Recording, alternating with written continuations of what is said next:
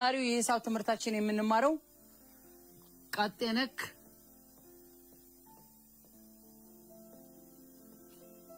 መስመሮችን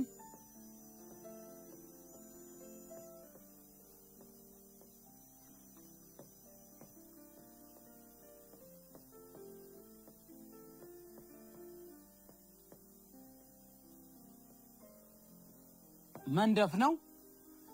የዛሬው የሂሳብ ትምህርታችን ቀጥ ነክ መስመሮችን መንደፍ ይሆናል።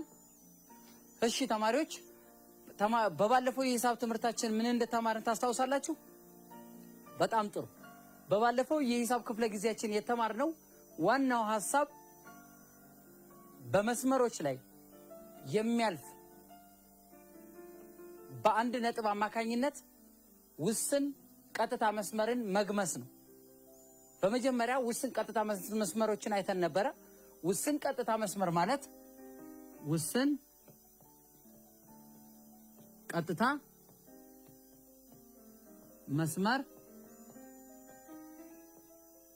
መስመር ማለት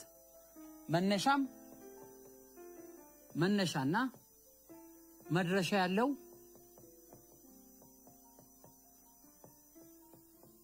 ያለው የተገደበ ርዝመት ወይንም የተገደበ ርዝመት ማለት ነው። የቀጥታ መስመር ክፍል ነው።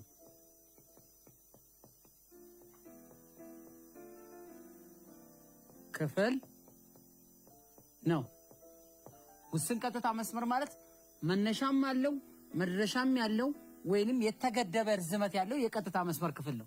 ወይንም በሌላ አገላለጽ ውስን ቀጥታ መስመር ማለት የቀጥታ መስመር ክፍል ሆኖ ሁለት ጫፎች ያሉት በሁለቱ ጫፎችና በውስጣቸው የሚይዙትን ነጥቦች የሚያካትት የመስመር ክፍል ነው። በተጨማሪ ከዚህ ቀጥሎ ያየነው ውስን መስመሮችን መግመስ ነው። ውስን መስመሮችን መግመስ ነው። ውስን መስመሮችን መግመስ ማለት ውስን መስመሩን ወደ ሁለት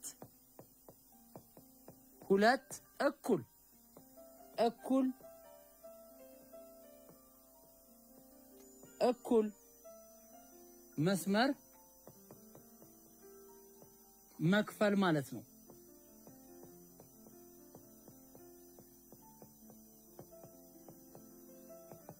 ውስን ቀጥታ መስመሮችን መግመስ ማለት ውስን መስመሩን ወደ ሁለት እኩል መስመር መክፈል ወይንም መቁረጥ ማለት ነው።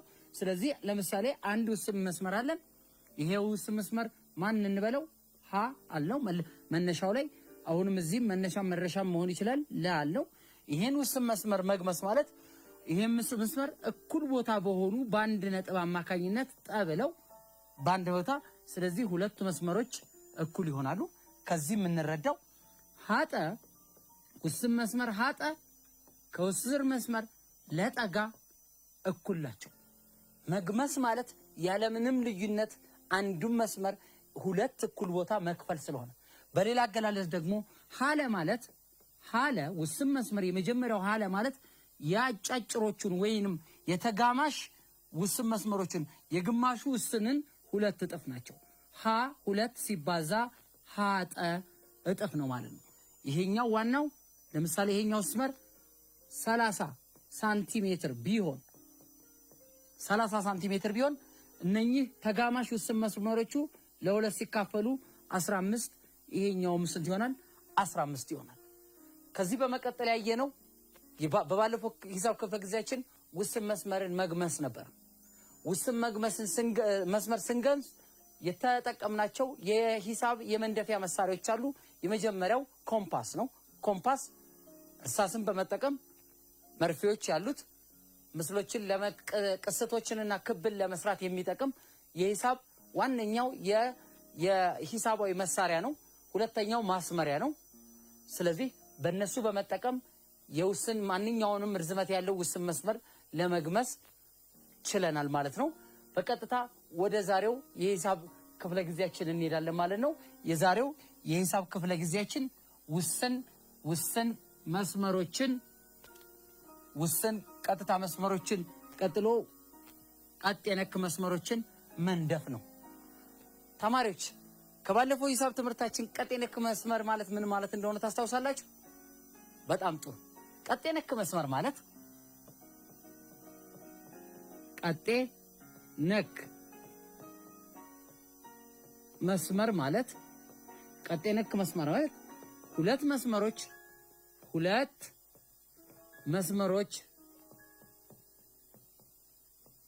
መስመሮች በማዕዘናዊ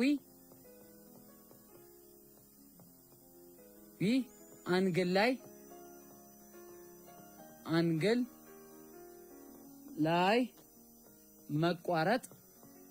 መቋረጥ ሲችሉ ነው።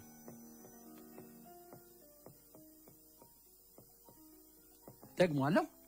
ቀጥ የነክ መስመሮች ማለት በአንድ ጠለል ላይ የሚገኙ ሁለት መስመሮች በማዕዘናዊ አንግል ላይ መቋረጥ ሲችሉ ነው። በማዕዘናዊ አንግል ላይ የምንለው 90 ዲግሪ ሰርተው ማለት ነው።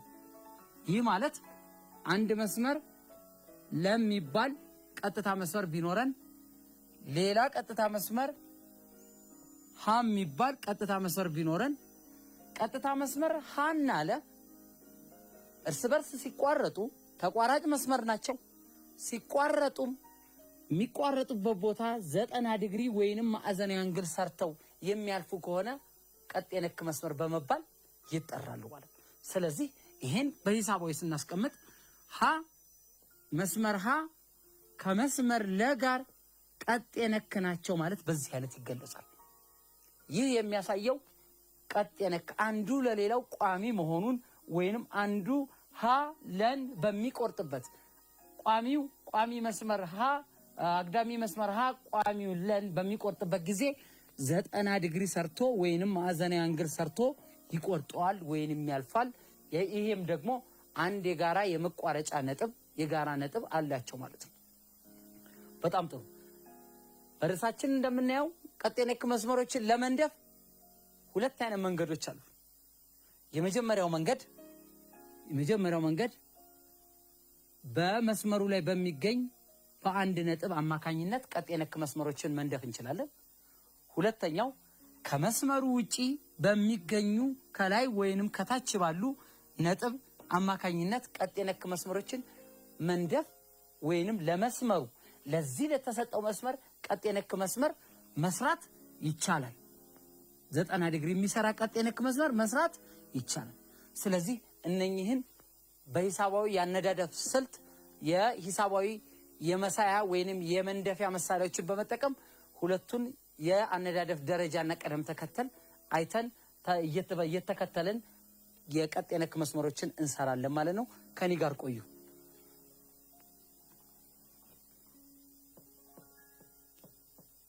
ቀጥ ነክ መስመር ንደፉ። ቀጥ የነክ መስመር ንደፉ። የመጀመሪያ የምንነድፈው ቀጥ የነክ መስመር መስመሩ ላይ ባለ አንድ ነጥብ አማካኝነት ነው። መስመሩ ላይ ባለ በቀጥታ መስመር ወይም በመስመር ቀ ሸ ላይ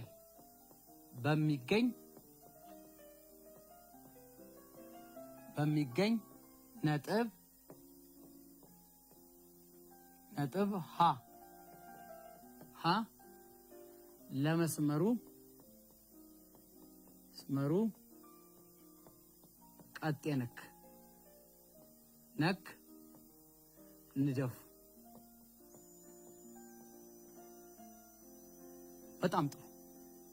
ስለዚህ በመስመሩ ላይ በሚገኝ አንድ ነጥብ አማካኝነት በማን መስመር በቀጥታ መስመር ቀሸ ላይ በሚገኝ ነጥብ ሀ በሚባለው በቀና በሸ መካከል በሚገኝ ነጥብ አማካኝነት አንድ ቀጥ የነክ መስመር ለሱ ለቀሸ የሚሰራ ቀጥታ መስመር እንነድፋለን። ስንነድፍ የምንጠቀማቸው ማስመሪያ ሊሆን ይችላል፣ ጠርዝ ያለው ማስመሪያ ሊሆን ይችላል። በዋናነት ደግሞ ኮምፓስ እንጠቀማለን። ስለዚህ ማስመሪያን በመጠቀም ወይንም ሴት ስኩዌር ላይ ባለ ማስመሪያ በመጠቀም ሸቀ የሚባል መስመር እንነድፋለን ማለት ነው። ማስመሪያ በመጠቀም ሸቀ የሚባል መስመር ምን እናደርጋለን? እንነድፋለን ማለት ነው። ሸቀን በማስመሪያችን በመጠቀም ሸቀን የመጀመሪያው ደረጃ ነው። ሸቀን እንነድፋለን። እዚህ መስመሩን ጠን በለው ሸቀ የሚባል መስመር እንነድፋለን። ይሄን መስመር ስንነድፍ መጀመሪያ መስመሩ ላይ ባለ አንድ ነጥብ አለ። መስመሩ ላይ ያለ ነጥብ ሀ ነው። ነጥብ ሀ አለ። ነጥብ ሀ ላይ ኮምፓሳችንን በመጠቀም ኮምፓሳችን ላይ መሳያችንን በማስገባት ከነጥብ ሀ ላይ በመነሳት በኩል በጫፉ ላይ ባደረገ መስመር ምን እንሰራለን? ክቡን መስመሩን የሚቆርጥ እናደርጋለን። ሌላም መስመራችንን የኮምፓሳችንን ራዲየስ በተመሳሳይ አጥብቀን ሳንቀይረው እዚህ በሰራነው የኮምፓሳችን ልኬት መርፌው ነጥብ ሀ ላይ ነው የሚሆነው። በዚህ በሰራነው ልኬት ነጥብ ሀንም አሁን መርፌያችንን ሀ ላይ በማድረግ በዚህኛውም በኩል ምን እናደርጋለን? በዚህኛውም በኩል አድርገን ማንን እንከፍላለን? ቅስት እንሰራለን። ስለዚህ እነኚህን ቅስቶች መስመሮች ይችን ሻል ነው፣ ይህንን ቃል። በመቀጠል አሁንም ኮምፓሳችንን በመጠቀም ከክቡ አጋማሽ ከመስመሩ ከሸቀ መስመራችን ማን ነው? ወይን ጠ ብለነዋል በአንድ መስመር ወይንም ሸቀ ብለነዋል። ከመስመሩ አጋማሽ ከግማሽ ከፍ በማድረግ ከግማሽ ለምሳሌ ይሄ 20 ሴንቲሜትር ከሆነ ከ10 ነው አጋማሹ። ከ10 ከፍ አድርገን ወደ ላይ አድርገን ከላይ ምን ቅስት እንሰራለን። ስለዚህ ቅስት እንሰራለን። በዚህኛውም በዚህ ላይ በማድረግ አሁንም ቅስታችንን እንሰራለን። ስለዚህ ሁለት ቅስታችንን ከሰራን በኋላ መስመሩን በመጠቀም በማስመሪያ ሁለቱ የተገናኙባትን ቦታ በመጠቀም ሁለቱ የሚገናኙባትን ቦታ እቺ ቦታና እቺን በማስመሪያ እናገናኛለን ማለት ነው። በማስመሪያ በመጠቀም ስለዚህ በማስመሪያ ተጠቅመን ለክቡ ቀጥ የነክ መስመር ሰራን ማለት ነው። ስለዚህ ይሄ የተሰራው ቀጥ የነክ መስመር ሁለቱ መስመሮች 90 ዲግሪ ላይ እንዲቋረጡ አድርገዋል። ስለዚህ እዚህ ጋር ያለው ሻለ ሸቀ ቀጥታ መስመር ሸቀ ከዚህ ርዝመቱ ከዋናው ርዝመቱ ይሄንን ዘብ እንለው ይሄን መስመር ለብንለው ከዘለ ጋር ቀጥ የነክናቸው በዚህን መስመር እናስቀምጣለን። ስለዚህ ሁለቱ ለሸቀ የሚሆን ቀጥ የነክ መስመር ሳልን ወይንም ነደፍን እንላለን ማለት ነው። በጣም ጥሩ ተማሪዎች ከኔ ጋር ናችሁ? በጣም ጥሩ። ወደሚቀጥለው ቀጥ የነክ መስመር ለአንድ በተሰጠ አሁን የሰራነው እዚህ ላይ የሰራነው በመስመሩ ላይ በሚገኝ አንድ ነጥብ አማካኝነት ነው። በመስመሩ ላይ በሚገኝ አንድ ነጥብ አማካኝነት ነው የሰራነው። አሁን ደግሞ ከመስመሩ ውጪ በሚገኝ ያ ማለት መስመሩ ላይ ሳያርፍ ከመስመሩ ከላይ ወይንም ከታች ባለ አንድ መስመር አማካኝነት ሌላ ቀጥ የነክ መስመር ለአንድ መስመር ሌላ ቀጥ የነክ መስመር በአንድ ነጥብ አማካኝነት እንሰራለን ማለት ነው። ከኔ ጋር ሆኖ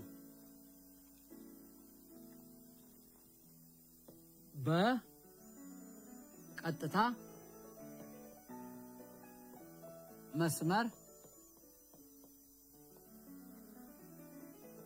ሸቀ ላይ በቀጥታ መስመር ሸቀ ላይ ባልሆነ ነጥብ ሀ ላይ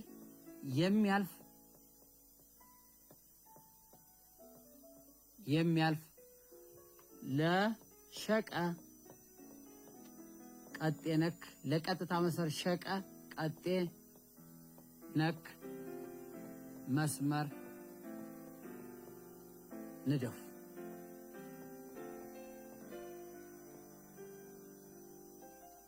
በጣም ጥሩ። ሁለቱ ከቅድሙ የሚለየው ቅድም የመሰራ ነው አንድ ቀጥታ መስመር ሸቀ አለ።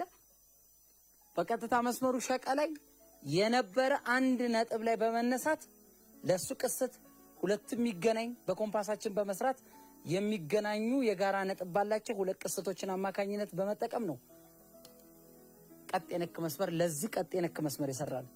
አሁን ደግሞ በነጥቡ ላይ ባልሆነ ሀ የሚያልፍ ቀጤ ነክ ነጥቡ ሀ በማላይ አይደለም በሸ ላይ አይደለም። ያ ማለት ወይን ከላይ ወይን ከታች ነው።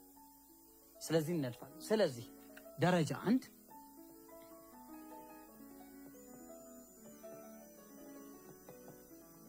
ቀጥታ መስመር ሸቀን በማስመሪያችሁ ስሩ ነው። ስለዚህ ቀጥታ መስመር ሸቀን ማስመሪያችንን በመጠቀም ቀጥ ያለ መስመር ሸቀን እንሰራለን ማለት ነው። ቀጥታ መስመር ጠን በለው በዚህ ላይ ከላይ በሆነ ወይንም ከታች በሆነ ነጥብ ማን አለው? ነጥብ ሀ ነው። ነጥብ ሀ ብለናል። ነጥባ ከላይ እንደተሰጠው ነጥባ በማላይ አይደለም በመስመር ሸቀ ላይ አይደለም። ስለዚህ በመስመር ሸቀ ላይ ካልሆነ ነጥባን በመጠቀም ኮምፓሳችንን ኮምፓሳችን አጥብቀን በማሰር መርፌያችንን የኮምፓሱን መርፌ የናንተ ኮምፓስ መርፌ ያለው ነው። የኔ የዘመናዊ ሰሌዳ ወይን ስማርት ቦርዱ ስለሆነ የሚያጣብቅ ስለሆነ መርፌን በምን ላይ በማድረግ በነጥብ ሀ ላይ በማድረግ ኮምፓሳችንን ሰርክሉን ወይንም ማነው ቀጥታ መስመሩ ሁለት እንዲከፍሉ አድርገን እንሰራለን። ስንሰራው ቀጥታ አድርጌ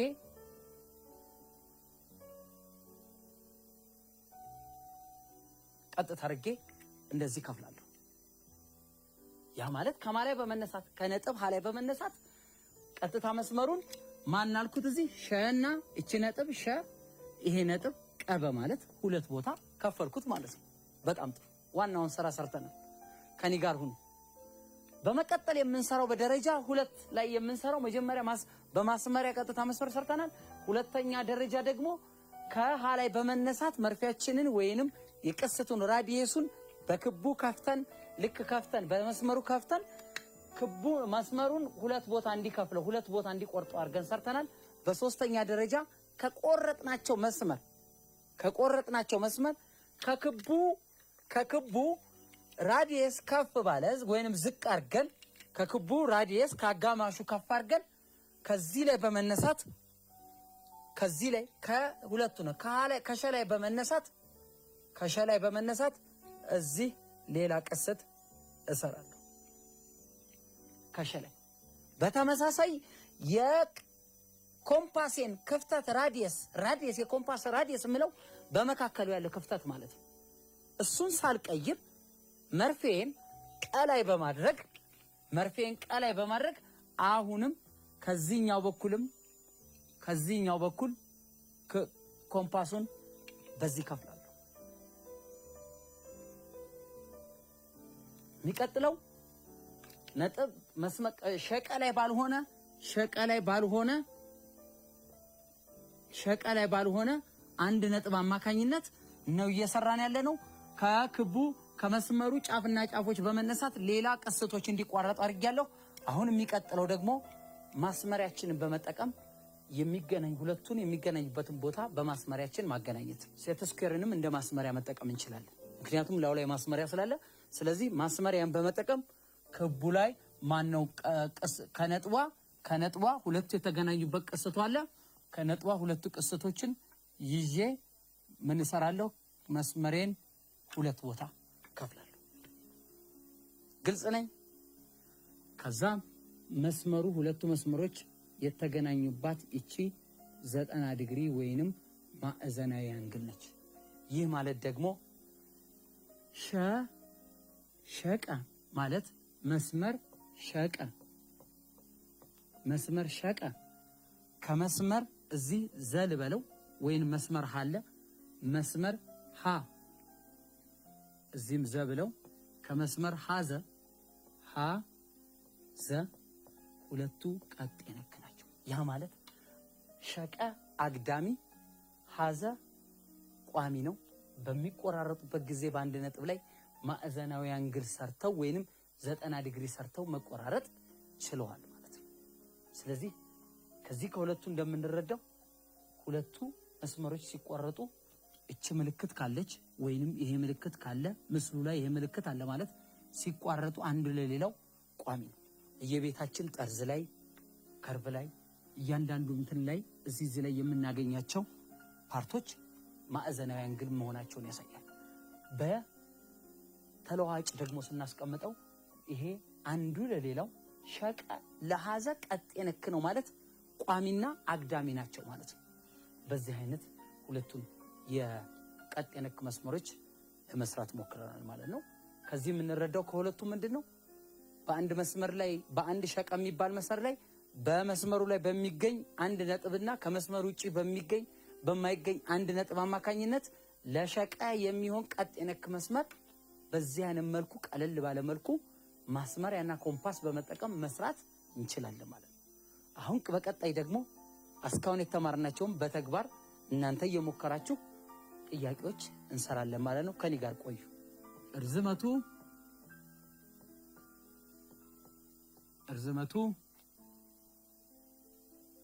24 ሳንቲሜትር የሆነ ቀጥታ መስመር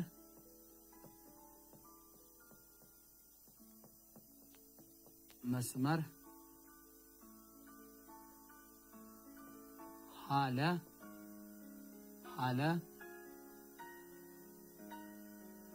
ወይንም ቀጥታ መስመር ሀለ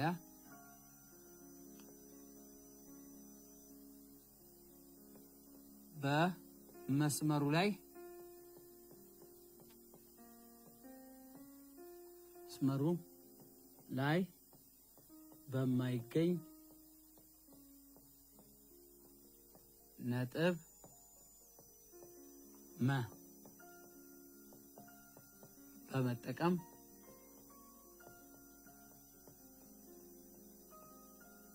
በመጠቀም ቀጤ ነክ መስመር ንደፉ። ሁለተኛው ርዝመቱ 10 ሳንቲሜትር የሆነ ቀጥታ መስመር ሀለ በመስመሩ ላይ በሚያልፍ በሆነ ነጥብ ላይ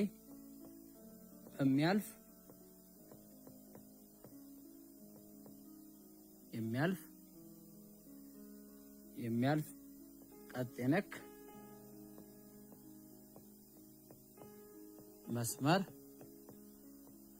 ንደፉ።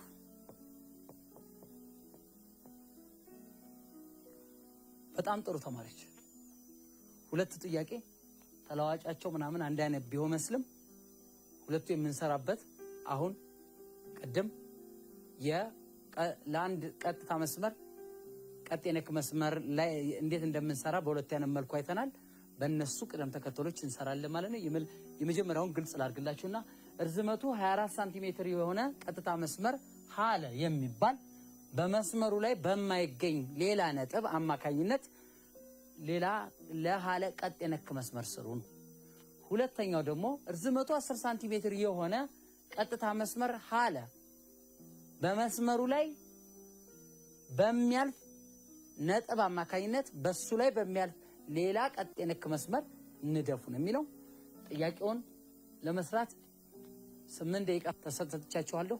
ከ8 ደቂቃ በኋላ ሰርታችሁ በድጋሚ እንገናኛለን ማለት ነው።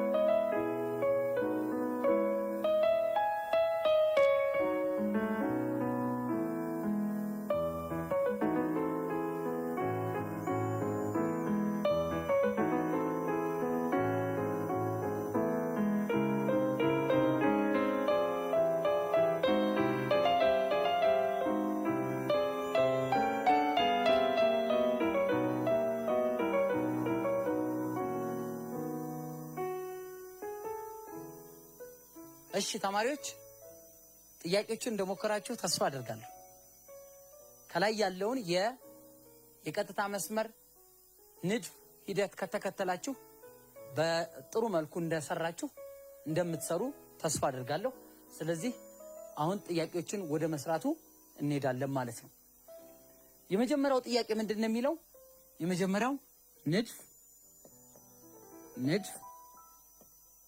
የመጀመሪያው ጥያቄ እርዝመቱ 24 ሳንቲሜትር የሆነ ቀጥታ መስመር ሀለ ስሩ አንድ ተሰጥቷል። በሁለተኛ የተሰጠው ደግሞ በመስመሩ ላይ በማይገኝ ነጥብ መ ያ ማለት ነጥብ መ ቀጥታ መስመር ሀለ ላይ አይገኝም ማለት ነው። እሱም በመጠቀም ቀጥ የነክ መስመር እንሰራለን ማለት ነው። ስለዚህ ይሄን ለመስራት በዋናነት የሚያስፈልጉን ማስመሪያና ኮምፓስ ናቸው። ስለዚህ ማስመሪያችንን በመጠቀም 20 ለአንደኛው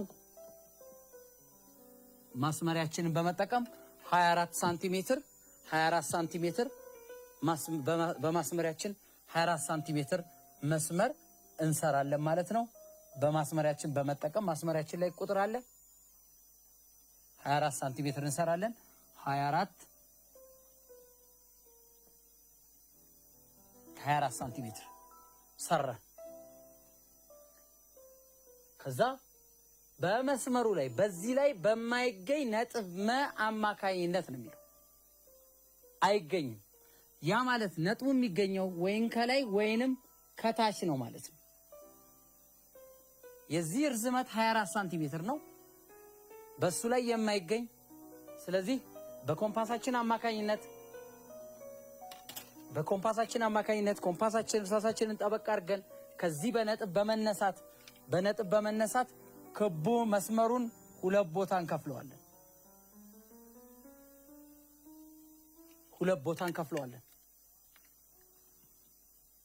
ሁለት ቦታ ከከፈልን በኋላ አሁንም እነኚህን ነጥቦች ይሄንን ሀ ይሄኛውን ለ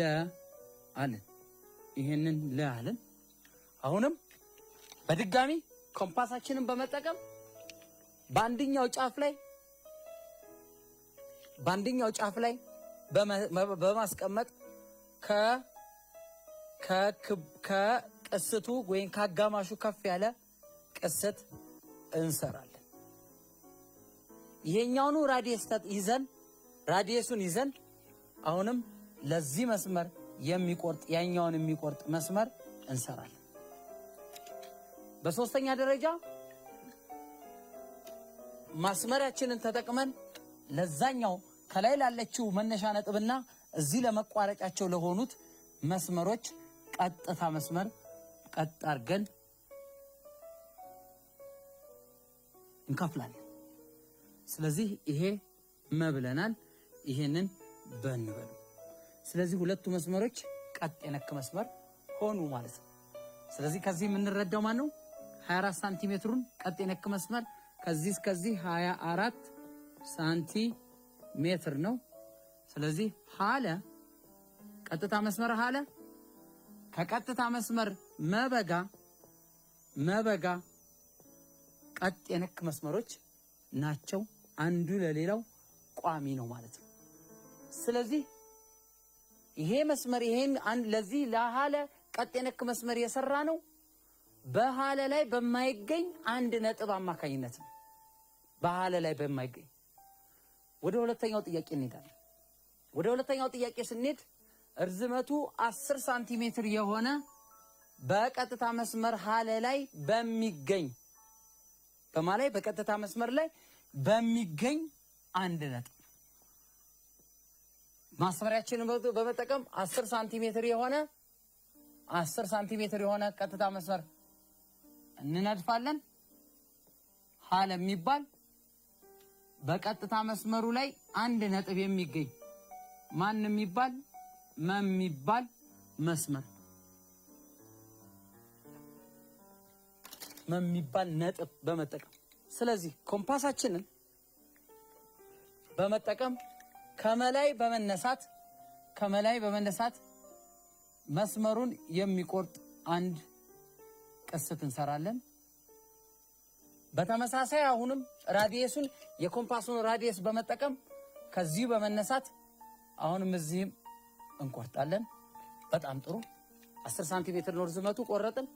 አሁን ከነኚህ ነጥቦች ላይ ከነኚህ ሃና ለ ካልናቸው ነጥቦች ላይ በመነሳት ከፍ አድርገን ከመስመሩ አጋማሽ ትንሽ ከፍ አድርገን ወደ ላይ ምን እናደርጋለን? ክቡ ማስመሩን ቀስ በቅስት የሚከፍል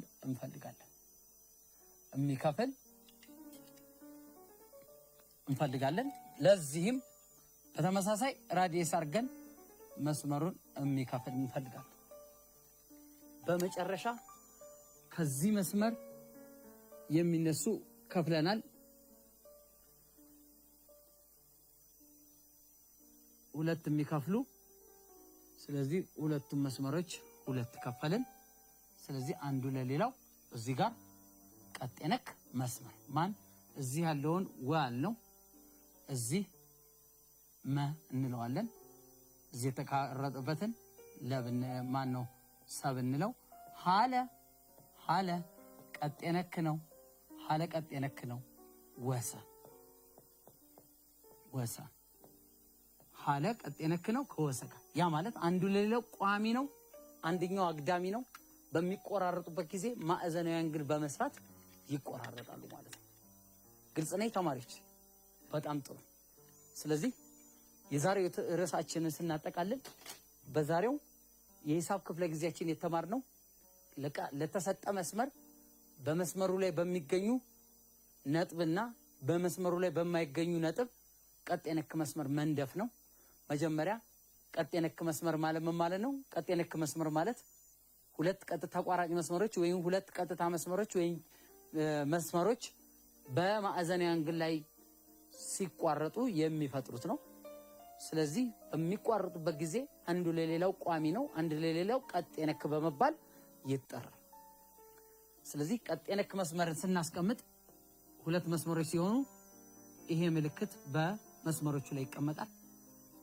ይሄ መስመር ወ ቢሆን ይሄ መስመር ሸ ቢሆን ስለዚህ ወ የሸ ለሸ ጋር በሚቋረጥበት ጊዜ ቀጤነክ ነው ማለት ነው። ቀጤነክ መስመርን በአንድ መስመር አማካኝነት በአንድ ነጥብ በመጠቀም ቀጤነክ መስመር ስንፈጥር በሁለት አይነት መልኩ ነው።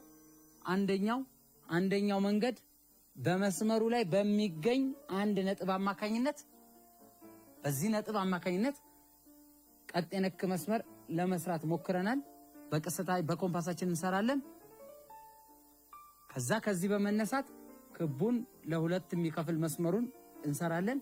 ሁለት መስመሮችን እናገናኛለን። ይሄ በመስመሩ ላይ ባልሆነ መስመሩ ላይ ባልሆነ ነጥብ የሚሰራ ቀጤነክ መስመር ነው።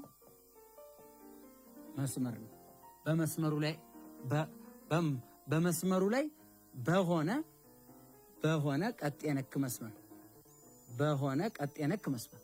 ሁለተኛው መንገድ ደግሞ በመስመሩ ላይ ባልሆነ ማንኛውም ነጥብ አማካኝነት ይህ ማለት ከመስመሩ በመነሳት ቀጥታ መስመሩን ሁለት እንዲከፍል አድርገን በኮምፓሳችን እንነድፋለን።